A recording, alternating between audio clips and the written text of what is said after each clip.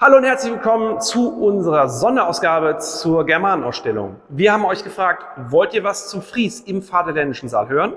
Und ihr habt gesagt, ja, wollen wir. Und weil euer Wunsch unser Befehl ist, sind wir jetzt hier im neuen Museum im sogenannten Vaterländischen Saal. Dieser Saal wurde 1855 eröffnet und kurz davor wurde von Jakob Grimm die Edda übersetzt.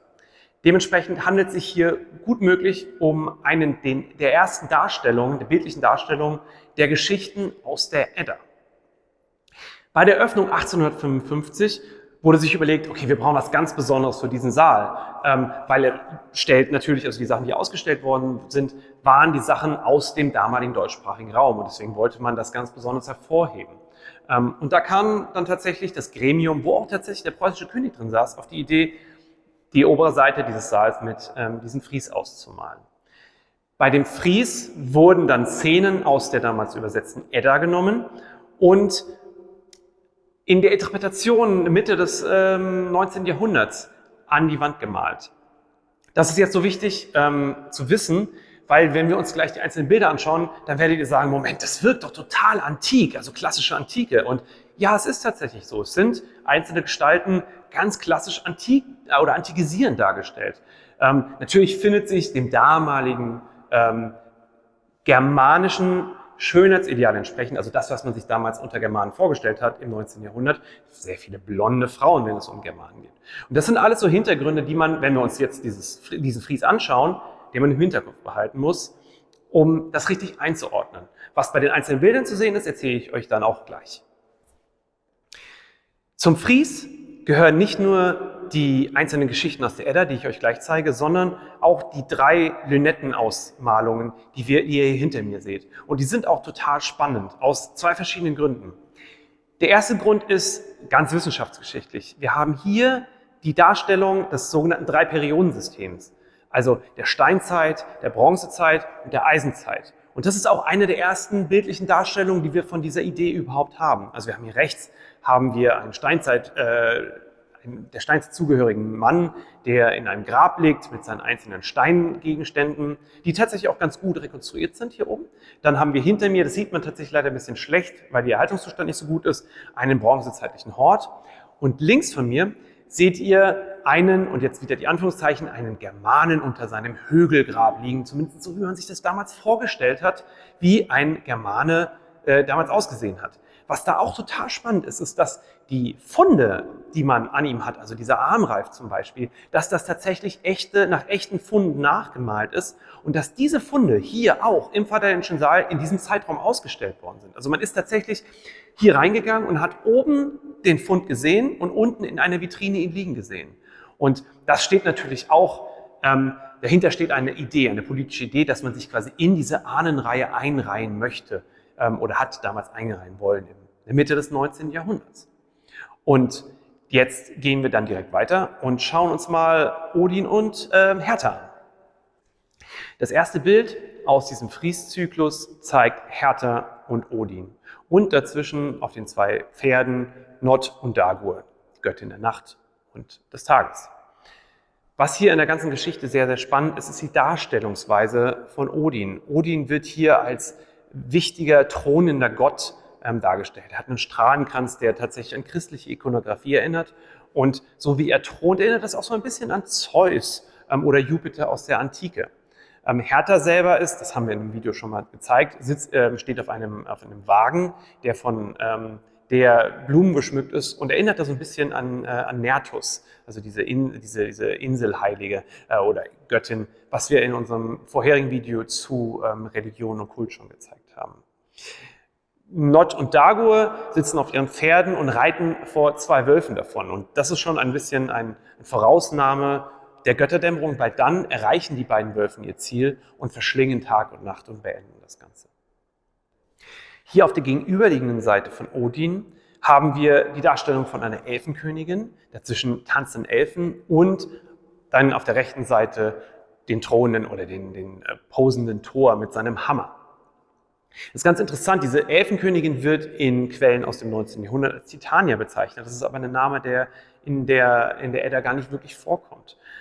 Was da genau die Rolle ist, das kann man tatsächlich spekulieren, wie das damals im 19. Jahrhundert gemeint war. Thor selber ist so, wie man ihn landläufig kennt. Er trägt seinen Hammer Mjölnir, er hat seine Eisenhandschuhe in der Hand und Blitze kommen hernieder. An den Blitzen ganz interessant ist, dass einer dieser Blitze aussieht wie eine steinerne Pfeilspitze, die zu Boden heruntergeht. Und es ist tatsächlich in der volkskundlichen Überlieferung, werden steinerne Pfeilspitzen, also Feuerstein, Silexklingen, werden auch als Donnerkeile bezeichnet. Und das ist auch ein interessanter Hintergrund, wenn man sich überlegt, dass möglicherweise hier im 19. Jahrhundert solche steinernen Pfeilspitzen ausgestellt worden sind. Und da auch wieder die Verbindung zwischen dem Fries, der nordischen Mythen und den Funden, die sich hier im Museum gezeigt worden sind. Diese Verbindung ist total spannend und auch sicherlich gewollt. Hier haben wir einen ganz wichtigen Punkt im Verständnis dieses Fries. Und zwar ist das Baldurs Tod. Baldur ist der Sohn von Odin und Frigga, die wir beide jetzt schon gesehen hatten. Es ist so, nach der Geburt von Baldur geht Frigga durch die gesamte Welt und bittet jeden Gegenstand, jede Pflanze, jedes Tier, nicht Baldur zu verletzen. So ein bisschen wie Achilles. Aber weil der kleine Mistelzweig so unbedeutend war, vergisst sie diesen Mistelzweig. Es war zu dem Zeitpunkt, weil jeder wusste, man kann Baldur nicht töten oder verletzen, unter den Göttern, also den Asen, beliebtes Spiel, Baldur mit gewissen Dingen zu bewerfen und zu beschießen, aus Zeitvertreib. Und das ist mal wieder passiert. Und Loki hat das mitbekommen, also der Loki, der Gott, der sehr ambivalent ist, aber der meistens so ein bisschen mit Böse und mit Dunkelheit assoziiert wird, hat er das mitbekommen und verkleidet sich als Frau und findet dabei raus, dass Baldur durch einen Mistel verwundet werden kann. Er geht also zu Baldurs blinden Bruder, gibt ihm den Mistelzweig und sagt ihm, in welche Richtung er schießen kann. Und daraufhin erschießt er seinen eigenen Bruder mit diesem Mistelzweig. Das ist die Szene, die man hier dargestellt sieht. Was jetzt tatsächlich ganz spannend ist, ist einmal wieder die Darstellung von Baldur. Baldur steht quasi schon in einer antikisierenden Kontrapost. Also er sieht aus wie, vielleicht kennt man den David, so in der Richtung steht Baldur da in einem Lichtkreis und wird hier schon als der Erlöser gepriesen, der er später dann sein soll nach dieser Deutung. Da sehen wir oben Loki, der quasi dem blinden Bruder von Baldur sagt, wo er hinschießen soll. Und auf der anderen Seite sehen wir zwei Frauen. Eine Frau fällt der anderen in die Arme. Das ist wahrscheinlich, das eine ist Frigg oder Frigga, also die Mutter Baldurs, die Nanna, die Frau von Baldur, tröstet. Ganz rechts sehen wir eine Frau mit einem Spinnrocken, das könnte Holda sein. Es gibt aber auch die Möglichkeit, weil wir eben gehört haben, dass Loki sich ja eigentlich als Frau verkleidet hat, dass wir Loki zweimal sehen und Loki quasi Nanna aufhält. Und dass wir dann ganz rechts doch Frigga stehen haben, weil Friggas Assoziation mit dem Spinnrocken und der Häuslichkeit auch immer wieder vorkommt. Das ist aber tatsächlich eine Frage, wo es verschiedene Möglichkeiten gibt und wo man eigentlich ins 19. Jahrhundert reisen müsste und mal nachfragen müsste. Hier auf dieser Seite haben wir ein Bild, das auf den ersten Blick relativ gut fassbar ist. Wir haben einen Greif, der auf einem großen goldenen Schatz thront. Wir haben auf der linken Seite haben wir Nymphen sitzen und auf der rechten Seite erschlägt ein großer Riese einen Drachen. Und im Hintergrund befindet sich eine große Felsformation und eine große Schlange zieht von links nach rechts. Das ist alles relativ deutlich, aber die Frage ist, wo kommt das alles in der Grimmschen Edda vor? Weil der Greif ist tatsächlich eine Figur, die wir da nicht fassen können. Und auch die Frage, welcher Riese erschlägt in dieser ganzen Geschichte einen Drachen, der lässt sich nicht so einfach beantworten. Das Einzige, was sich deutlich fassen lässt, ist diese große Schlange. Das ist die sogenannte Midgard-Schlange, die angeblich so groß ist, dass sie einmal die Erde umkreist, die sich dann bei Ragnarök zeigen wird und mit ihrem giftigen Hauch Tod und Verderben bringen wird. Beim Greifen konnten wir auf alte Quellen zurückgreifen, also alte Quellen im Sinne von aus der Erbauung dieses Museums. Und da wird dieser Greif als Fafner, also Fafnir, bezeichnet in alten Unterlagen. Fafnir ist aber eigentlich ein Drache in der Mythologie. Und Fafnir, die Geschichte von Fafnir erinnert an die Siegfried-Saga, weil Fafnir ist eigentlich ein Zwerg, der vom Gold verführt wird und sich auf seinen Schatz legt, das ist die Kurzform, und dann zu einem Drachen wird. Man könnte das Ganze rekonstruieren über den Namen Fafnir, weil Fafnir möglicherweise der Greif, der Umgreifer heißen könnte und dass daraus dann ein Greif geworden ist in der Interpretation des 19. Jahrhunderts. Dieses Bild hier kommt ohne Mord, Totschlag und Höllenfeuer aus. Wir haben hier eine ganz schöne, friedliche Darstellung, die glücklicherweise auch total gut erhalten ist. Und deswegen sehen wir auf der linken Seite Freya, den Gott der Fruchtbarkeit, der Wasser ausschüttet auf seinem Regenbogen. Ihm gegenüber steht seine Schwester Freya, die auch mit Fruchtbarkeit assoziiert wird. Was aber sehr spannend in dem Zusammenhang und gerade auch in diesem 19. Jahrhundert Zusammenhang ist, dass Freya eigentlich aus dem Geschlecht der Wanen kommt. Die restlichen Götter oder die meisten Götter sind aus dem Geschlecht der Asen, die in Valhalla thronen. Aber die Wanen sind halb göttlich und halb menschlich. Und in der Idee des 19. Jahrhunderts bedient gerade Freya so eine Rolle, so ein bisschen wie die Gottesmutter Maria, die auch eine Mittlerin quasi zwischen dem Menschlichen und dem Göttlichen darstellt. In der Mitte bauen Zwerge ein Schiff. Und das ist nicht irgendein Schiff natürlich, weil es ist ein Zauberschiff. Das Zauberschiff Skidbladnir war für die Götter zur Verfügung gestellt, weil man konnte es zusammenfalten und dann passte es in eine Hosentasche oder eine Manteltasche. Aber wenn man das gebraucht hat, konnte man das ausfalten, hatte ein großes Schiff, auf dem alle Götter Platz gehabt haben.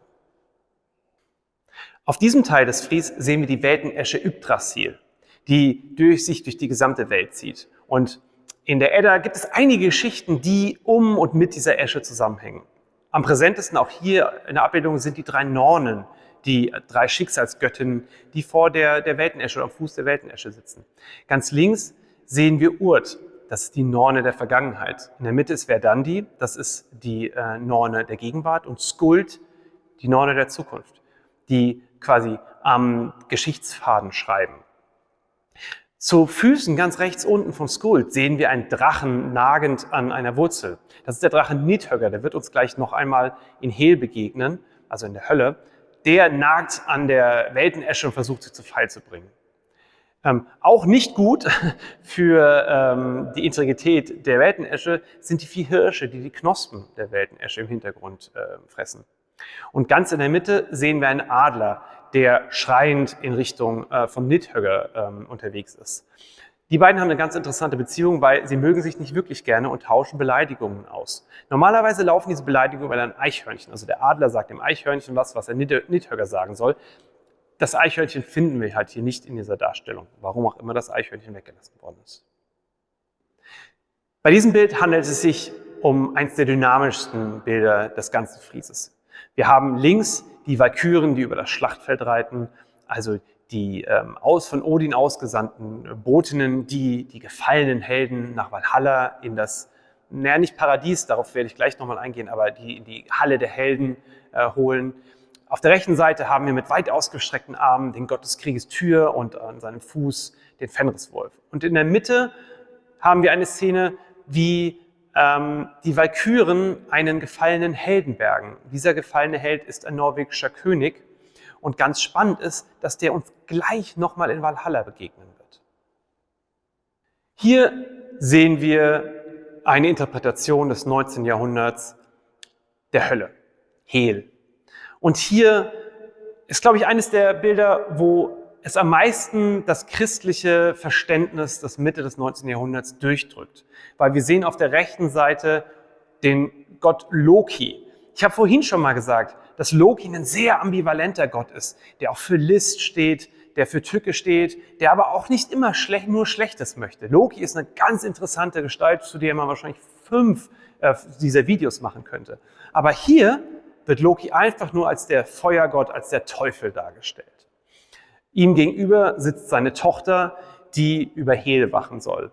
Und in der Mitte sehen wir den großen Drachen Nidhöggr, der seinen Ort mitten in der Hölle hat. Da gibt es auch nochmal verschiedene Abstufungen, wo dann die verschiedenen Gestalten hin sollen. Aber hier sehen wir also wirklich eine ganz stark christianisierte Version von Hel. Der gesamte Fries im vaterländischen Saal kumuliert inhaltlich hier am Kopfende. Auf der linken Seite sehen wir Valhalla, die Halle, in der die Helden auf Ragnarök warten, also auf das letzte Gefecht. Denn das muss man sich klar machen, in dieser nordischen Göttervorstellung oder das, was wir aus der Edda wissen, ist es so, dass die Helden, die auf dem Schlachtfeld gefallen werden, nicht in eine Art Paradies kommen und dann für immer ihre Ruhe haben, sondern sie werden einfach nur als Krieger bereitgehalten, um dann im letzten Gefecht bei Ragnarök ihr Leben für die Götter zu geben. Wir sehen hier an dieser Tafel den eben vom Schlachtfeld geborgenen König. Wir sehen aber auch hinten in der Ecke Odin ganz im Dunkeln sitzen, sogar ein bisschen grimmig schauend und neben ihm seine Frau Frigga.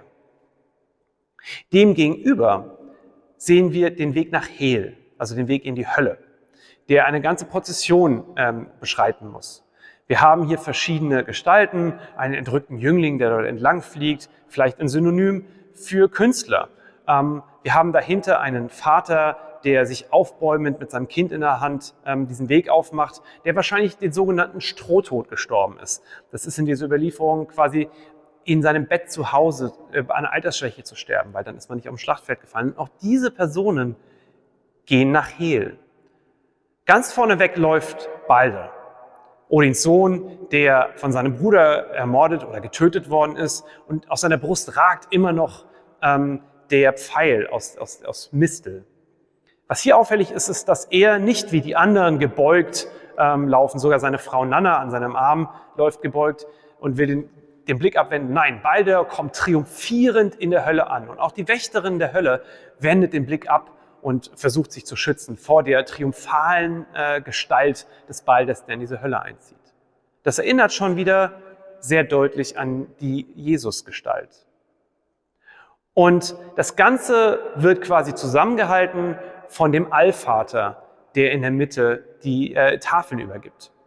Der Allvater ist eine ganz interessante Gestalt in der Mythologie, denn es handelt sich wahrscheinlich nicht um Odin, sondern der Allvater ist derjenige, der nach der letzten Schlacht, nach Ragnarök, wenn alle Götter, wenn alle gestorben sind und ihr Leben gegeben haben, die Erde verwüstet worden ist, kommt der Allvater hernieder und übergibt die neuen Gesetze. In dieser Interpretation erinnert der Allvater sehr an den christlichen Gottvater. Und ich glaube, das ist auch nicht ein Zufall, sondern das ist ganz bewusst. Und dass er 2 steinerne Tafeln, ganz wie Gottvater Mose gegeben hat, ist auch kein Zufall. Und da passt dann auch natürlich dazu, dass Balder als eine der wenigen Gestalten auch Ragnarök überleben wird und auch als Erlöser gesehen wird. Auf diesen beiden Tafeln steht einerseits Friede, Frid und Heil. Und auch das ist wieder sehr interessant, wenn man sich die Implikationen überlegt, denn der Allvater gibt Frieden den Kriegern in Valhalla. Also Menschen, deren einziger Sinn noch zu leben der Krieg in Ragnarök ist. Diesen Menschen wird der Frieden gegeben. Und deswegen schaut dieser Krieger auch so seltsam, dass er jetzt den Frieden annehmen soll. Und auf die andere Seite gibt er Heil. Er gibt also den Menschen, die eigentlich kein Heil zu erwarten haben nach dieser Vorstellung von Hel, gibt er das Heil und löst damit diese Problematik, dass man auf dem Schlachtfeld gestorben sein muss, um Heil zu erfahren, löst er auf. Und damit führt der Allvater, den man hier im Vaterländischen Saal sieht, damit führt er quasi aus der damaligen Sicht, aus der 19. Jahrhundertsicht, führt er die nordische Mythologie ins Christentum hinüber.